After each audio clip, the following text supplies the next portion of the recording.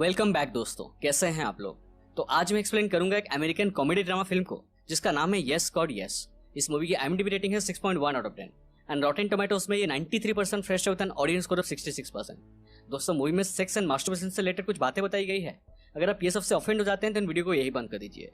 तो मूवी की शुरुआत एक एलिस नाम की लड़की से होती है जो कि एक स्ट्रिक्ट कैथोलिक स्कूल में पढ़ती है जहाँ लड़कियों की स्कर्ट के लिए स्केल से मजाक किया जाता था। एलिस एक बहुत इनोसेंट लड़की थी जिसमें सब चीज जानने की क्यूरियोसिटी कूट कूट के भरी थी। स्कूल में सेक्स एजुकेशन की क्लास होती है जिसमें हम लोग मर्फी नाम की एक टीचर से मिलते हैं जो कहता है कि शादी से पहले सेक्स एक सिन है। भगवान ने सेक्स एक पर्पस के लिए बनाया है जो कि हमारे जनरेशन को आगे बढ़ाना, यानी कि बच्चा पैदा करना, और इसे सिर्फ शादी के बाद ही करना चाहिए। तभी एक स्टूडेंट पूछता है what about sex with yourself, यानी कि मास्टरबेशन। मर्फी पूछता है क्या इससे तुम बच्चा पैदा कर सकते हो। एक लड़की जवाब देती है नो। मर्फी कहता है कि एक से ज्यादा शादी करना, ये शादी से पहले किसी भी प्रकार का सेक्स या मास्टरबेशन गॉड के प्लान के खिलाफ है और याद रखना गॉड हमेशा तुम्हें देख रहा है। क्लास के बाद एलिस की बेस्ट फ्रेंड लॉरा उसके पास आती है और कहती है कि मैं स्कूल के रूल्स को मानते हुए तंग आ गई हूँ। बाय द वे, तुम्हारी क्लास कैसी थी। एलिस पूछती है क्या तुम्हें पता था कि मास्टरबेशन एक पाप है। लॉरा कहती है हाँ ऑब्वियसली, और तुम जो टाइटैनिक मूवी के वो वाला सीन को बार बार रिवाइंड करके देखती हो वो भी एक पाप है। एलिस कहती है मुझे तो बस क्यूरियोसिटी रहती है और ये एक पाप नहीं है। स्कूल खत्म होने के बाद एलिस घर आती है और कंप्यूटर में AOL चैट खोल के कुछ गेम्स खेलती है। दोस्तों, AOL एक मैसेंजर चैट है जिसे लोग फेसबुक आने से पहले यूज करते थे। तभी उसके पास हैरी चेस्ट 1956 नाम के एक यूजर नेम से एक पर्सनल चैट आती है जो अपने बीबी के साथ सेक्स के दौरान ली गई कुछ एडल्ट फोटोज एलिस को भेजता है। एलिस इसे देख के एकदम से स्क्रीन बंद कर देती है, लेकिन फिर उसे देखने की इच्छा होती है और वो स्क्रॉल करके सारे पिक्चर्स को देखने लगती है। तभी उस आदमी का एक मैसेज आता है ASL, जिसका मीनिंग एलिस को नहीं पता था। वो उससे इसका मीनिंग पूछती है तो वो आदमी लिखता है एज सेक्स लोकेशन। एलिस थोड़ा सोचती है और जवाब देती है एज 22, लड़की और लोकेशन आयोवा। फिर वो आदमी उसे एक पिक मांगता है तो एलिस उसे उसकी एक दोस्त की फोटो भेज देती है। वो आदमी रिप्लाई करता है तुम काफी सुंदर हो। फिर वो उसे कुछ एडल्ट मैसेज करके उसके साथ सेक्स स्टार्ट करने लगता है। एलिस को काफी सारी चीजों के मीनिंग नहीं पता थी, बट उसके फेस पे हम लोग क्यूरियोसिटी साफ देख पा रहे थे। फिर वो आदमी उससे एक और एडल्ट पिक भेजता है और पूछता है आर यू टचिंग योरसेल्फ। तभी एलिस की क्यूरियोसिटी और भी ज्यादा बढ़ जाती है और वो अपने स्कर्ट के अंदर हाथ डालती है और उसे थोड़ा अजीब महसूस होता है। तभी अचानक उसकी माँ की आवाज आती है तो वो कंप्यूटर बंद करके वहां से चली जाती है। नेक्स्ट डे स्कूल में लंच के दौरान बेथ नाम की एक लड़की एलिस के पास आती है और उसे कहती है कि मैं बिलीव नहीं कर सकती कि तुमने लॉरा की पार्टी में वेट का साला टॉस किया है।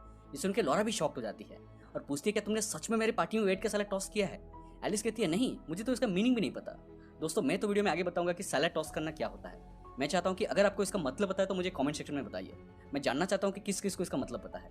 एनीवे, बेथ कहती है कि पूरे स्कूल में रूमर फैल गया है और वेट की गर्लफ्रेंड हेदर इससे काफी अपसेट है। लॉरा कहती है वो सब छोड़ो, लेकिन तुम मेरे पार्टी में आए क्यों नहीं थे। बेथ कहती है लास्ट वीकेंड में मैं स्कूल की तरफ से एक रिट्रीट पे गई हुई थी जो कि काफी स्पिरिचुअल था और उसके बाद मेरी लाइफ पूरी तरह से बदल गई है और तुम्हें भी वहां जाना चाहिए। कह के वो चली जाती है। इसके बाद एलिस एक चॉकलेट रैपर निकाल के उसे चाटने लगती है जिसे देख के कुछ लड़के हंसने लगते हैं। एलिस उन्हें घूरने लगती है और वहां से उठ के चली जाती है, मगर तभी उसके सामने वेड और हेदर आते हैं और उसे एक एंग्री लुक देते हैं और कहते हैं डिस्गस्टिंग। एलिस को उस AOL चैट के बाद उसके मन में गिल्ट था, इसलिए वो लॉरा के साथ उस रिट्रीट पे जाने के लिए साइन अप करती है। वहां पहुंचने के बाद एक लड़के को देख के एलिस पूछती है ये कौन है। लॉरा कहती है तुम मजाक कर रही हो, तुम इसको नहीं जानती, ये स्कूल का फुटबॉल टीम का कैप्टन क्रिस है। उसकी मैनली फिगर को देखते ही एलिस उसके ऊपर फिदा हो जाती है। तभी नीना नाम की एक लड़की उनके पास आती है और उन्हें उनकी रूम दिखाती है और कहती है कि यहाँ फोन और घड़ी अलाउड नहीं है, जिसके पास से मुझे दे दो, मैं जाने के टाइम वापस कर दूंगी। एलिस उसे अपनी घड़ी देती है मगर फोन को बैग में छुपा देती है। फिर वो उसके बाद हॉल में जाती है और मर्फी सबको छोटे छोटे ग्रुप्स में डिवाइड कर देता है। एलिस का ग्रुप लीडर क्रिस था और उसके मन में लड्डू फूटने लगते हैं। सब लोग सेटल होने के बाद मर्फी कहता है कि यहाँ तुम्हें गॉड ने बुलाया है। ये ट्रिप तुम्हारी लाइफ की सबसे यूनिक एक्सपीरियंस होने वाली है जो आगे जाके तुम्हारे अप्स एंड डाउन्स में हेल्प करेगी और गॉड के साथ तुम्हारा रिलेशनशिप और भी स्ट्रांग होगा। फिर वो सबको एक एक फॉर्म देता है जिसमें कुछ फीलिंग्स लिखे होते हैं। मर्फी कहता है कि मैं चाहता हूँ आप लोग लास्ट ईयर से लेकर अभी तक जो जो फीलिंग्स को महसूस किए हैं उसके ऊपर सर्कल करें।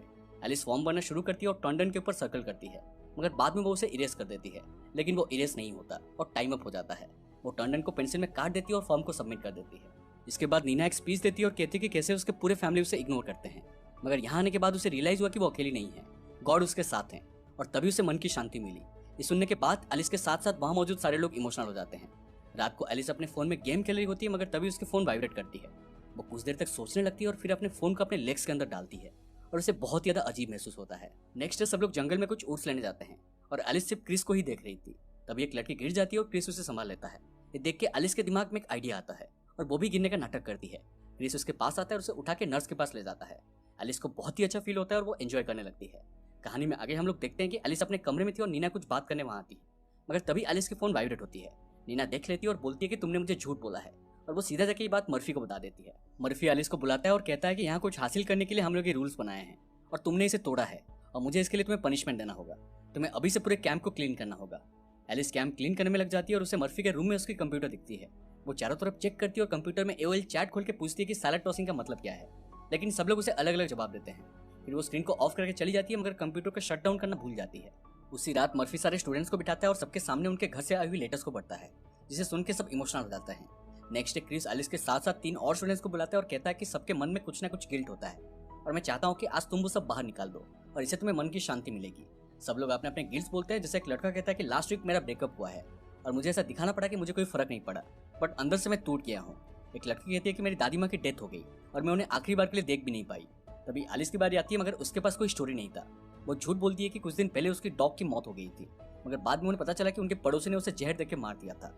इस सुन के एक लड़की जोर जोर से रोने लगती है। इसके बाद सब खाना खाते हैं और तभी मर्फी वहां आकर कहता है कि तुमने से किसने मेरे कंप्यूटर में AOL चैट खोलकर अडल्ट चैट किया है, बट कोई भी जवाब नहीं देता है।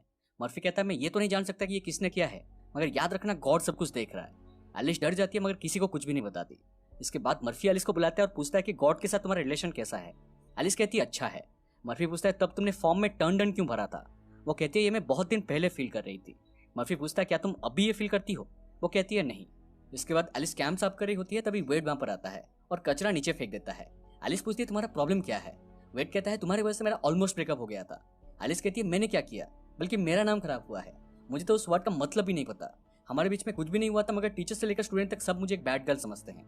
तभी मर्फी वहां पर आता है और वेड को अपने साथ ले जाता है। उनके जाने के बाद एलिस कचरा साफ करने लगती है, मगर तभी उसे नीचे एक बैंड मिलती है जिसमें वेड का नाम लिखा था और वो उसे अपने पास रख लेती है। फिर वो किचन में क्लीन करने जाती है और विंडो से जो देखती है वो एकदम से चौंक जाती है। वो देखती है कि नीना एक लड़के को किस कर रही है और इतना ही नहीं, वो उसे एक ब्लो जॉब भी देती है। ये देख के एलिस फुल शॉक्ड हो जाती है। वो तुरंत ये बात जाके लॉरा को बताती है, मगर लॉरा उसकी बातों को बिलीव नहीं करती और कहती है कि तुम्हें शर्म आनी चाहिए नीना के बारे में ऐसी झूठी अफवाह फैलाने के लिए। और मुझे बताओ तो तुम्हारा कुत्ता कब मरा। एलिस कहती है कि वहाँ सबके पास कुछ ना कुछ स्टोरी था, लेकिन मेरे पास कुछ भी नहीं था, तो मेरे मुंह में जो भी आया मैंने कह दिया। लॉरा कहती है तुम झूठी हो और मुझे ये भी लगता है कि पक्का तुमने ही टीचर के कंप्यूटर से एडल्ट चैट किया है और तुमने ही सैलेड को टोस्ट किया होगा। एलिस कहती है मेरी यकीन करो ये सब सच नहीं है, लेकिन लॉरा वहां से चली जाती है और एलिस उदास हो जाती है। इसके बाद जब एलिस किचन साफ कर रही थी तब उसे एक आइडिया आता है और वो वेड के बैंड लेकर मर्फी के कंप्यूटर के पास रख देती है। तभी मर्फी वहां पर आता है और एलिस पीछे छुप जाती है। मर्फी अपना कंप्यूटर खोलता है और एक एडल्ट वीडियो प्ले करके मास्टरबेट करने लगता है। एलिस जो देखती है अपनी आंखों पर बिलीव नहीं कर पाती और अपनी आंखें बंद कर लेती है। नेक्स्ट सीन में क्रिस एलिस से मिलता है और उसका उदास चेहरा देख के पूछता है कि क्या हुआ, तुम उदास क्यों हो, क्या तुम्हें बात करना है। वो दोनों एक टेबल के ऊपर बैठते हैं, मगर अचानक से एलिस उसे किस करने लगती है। क्रिस भी उसे किस करता है, मगर वो खुद को संभालता है और उसे दूर हटा के कहता है कि तुम क्या कर रही हो, ये गॉड के प्लान के खिलाफ है, और वहां से भाग जाता है। एलिस बहुत ज्यादा उदास हो जाती है। रात को जब सब प्रेयर्स कर रहे होते हैं तब एलिस चुपके से वहां से निकल जाती है और पास के एक बार में जाती है। वहां वो बार के ओनर गिना से मिलती है, जो उसका उदास चेहरा देख के पूछती है क्या हुआ। एलिस कहती है ऐसा क्यों होता है कि लोग जो होते हैं वो दिखाते नहीं और एक फेक इमेज बना के चलते हैं। गिना कहती है ये आजकल सबकी प्रॉब्लम है।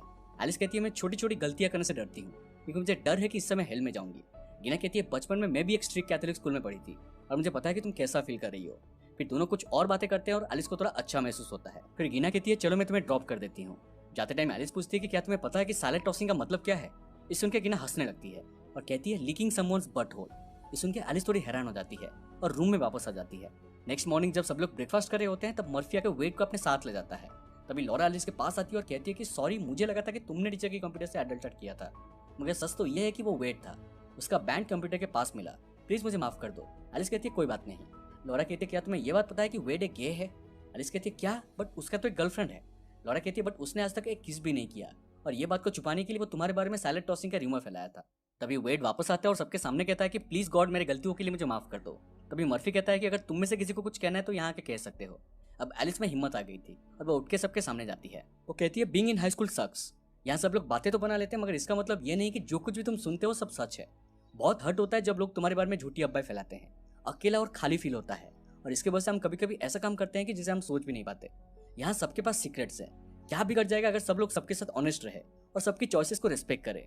गॉड भी तो यही चाहते हैं और मे भी उसके बाद हम लोग के मन में गिल्ट नहीं रहेगा कि असल में हम लोग अंदर से क्या है। ये कह के वो चली जाती है और पूरा हॉल एकदम से शांत हो जाता है।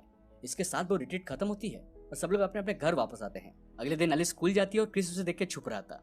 एलिस उसके पास जाके कहती है कि मुझसे छुपने की जरूरत नहीं है क्योंकि जो लास्ट टाइम हुआ वो आगे नहीं होगा। क्या हम लोग एटलीस्ट दोस्त बन सकते हैं। क्रिस बोलता है क्यों नहीं। फिर वो मर्फी के पास जाती है अपने गिल्ट शेयर करने और कुछ इधर उधर की बातें करती है। मर्फी पूछता है क्या तुम्हें और कुछ कहना है। वो कहती है एक्चुअली हाँ, मुझे एक बात बतानी है जो मैंने रेडिट पर देखा था। मैंने एक वीडियो देखा था जिसमें 2 लोग सेक्स कर रहे थे। मर्फी को समझ आ जाता है कि एलिस किस वीडियो के बारे में बात कर रही है। वो पूरे कॉन्फिडेंस के साथ कहती है कि मुझे पता था कि ऐसा वीडियो देखना पाप है, मगर फिर भी मैंने उसे देखा। क्या इसके लिए गॉड मुझे माफ करेंगे? ये सुनकर मर्फी थोड़ा कॉन्शियस हो जाता है और कहता है कि मुझे नहीं पता, ये गॉड और तुम्हारे बीच का बात है। फिर वो उसे ब्लेस करता है। इसके बाद एलिस खुशी से घर आती है और टाइटैनिक मूवी के कार वाला सीन देखती है और अपनी स्कर्ट के अंदर हाथ डालती है, मगर इस बार उसके मन में कोई भी गिल्ट नहीं था। और इसी के साथ मूवी यहीं पर